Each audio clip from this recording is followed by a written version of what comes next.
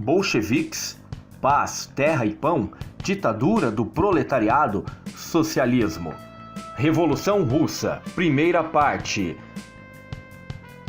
Aqui no canal História ao Quadrado.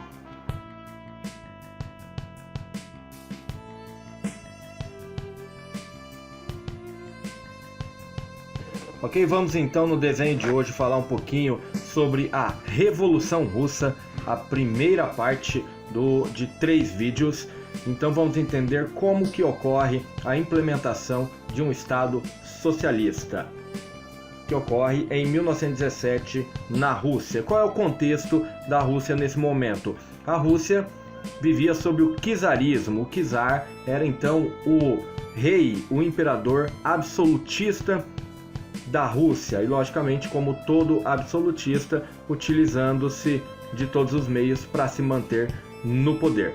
A Rússia passa por uma grande crise econômica, em grande parte fundamentada em seu modelo econômico ruralizado, ainda com resquícios da servidão. Então as relações de trabalho, as relações sociais ainda estão pautadas na servidão. Apesar de todas as dificuldades econômicas e sociais, a Rússia está na Primeira Guerra Mundial e tem um papel importante neste conflito. No entanto, acaba gastando grande parte de suas economias e também de sua população neste conflito.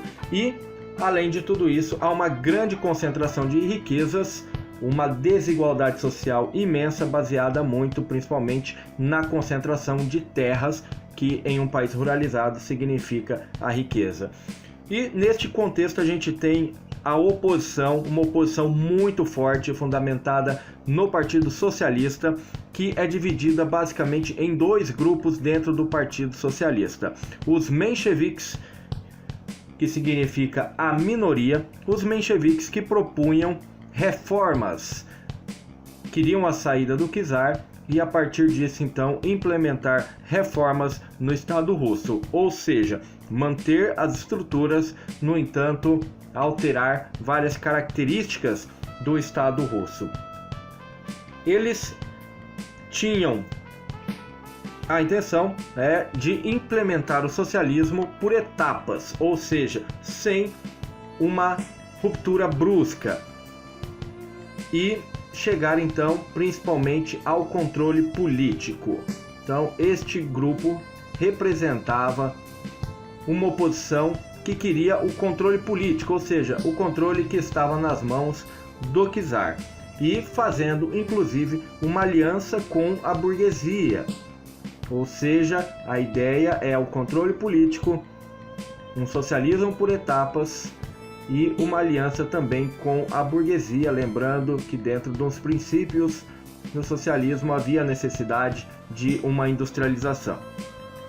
E de outro lado nós temos os bolcheviques, radicais, estes liderados pelo principal líder da Revolução Russa posteriormente, que será o Lenin, o grande Lenin ali, e bolcheviques, que significa a maioria. Então a maior parte do partido tinha como princípios: primeiro, não bastava fazer reformas, deveria sim fazer uma revolução, ou seja, a Rússia deveria alterar as suas estruturas econômicas, sociais, religiosas. Então a ideia é não reformar uma casa que está caindo, derrubar essa casa e construir estruturalmente desde o início.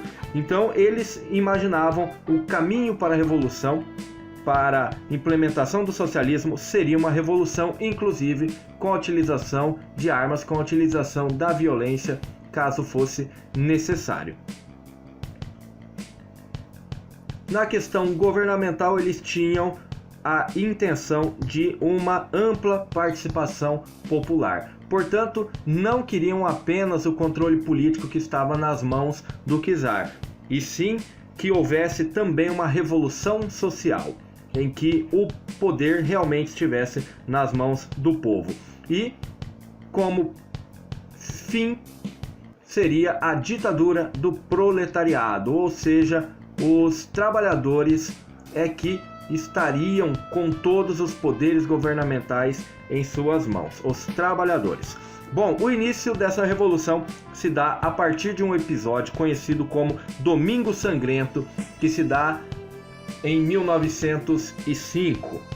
Este Domingo Sangrento, ele surge a partir de uma manifestação de trabalhadores que em um domingo, o único dia em que não trabalhavam, foram até a frente do Palácio Real entregar e manifestar pedindo apoio do czar para que o czar interferisse nas relações de trabalho, proporcionando melhores condições de vida. O resultado foi o seguinte: o czar mandou as tropas para cima da multidão atirando e o resultado foi de mais de 100 trabalhadores mortos.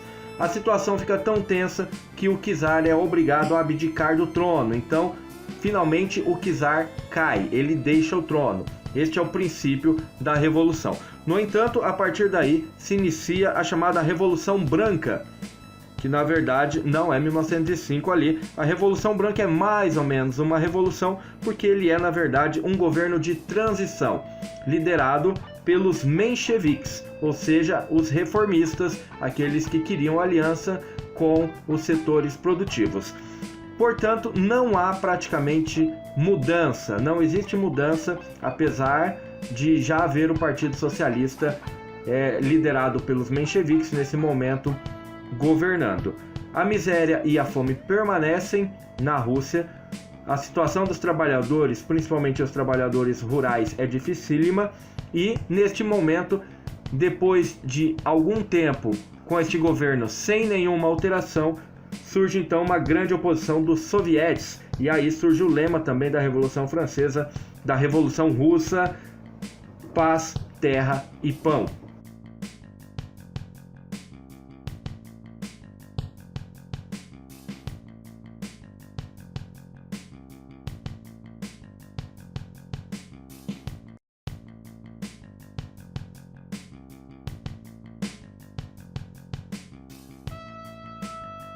E aí, gostou do vídeo? Então aproveita, se inscreva no canal, fortalece, tem muita coisa boa vindo por aí. Para não perder, ativa as notificações ali no sininho. Eu sou o professor Giovanni Bernini e você está no canal História ao Quadrado. Lembrando que o tema de hoje, assim como vários outros, este material desenhado está disponível para download no meu site historiaoquadrado.com.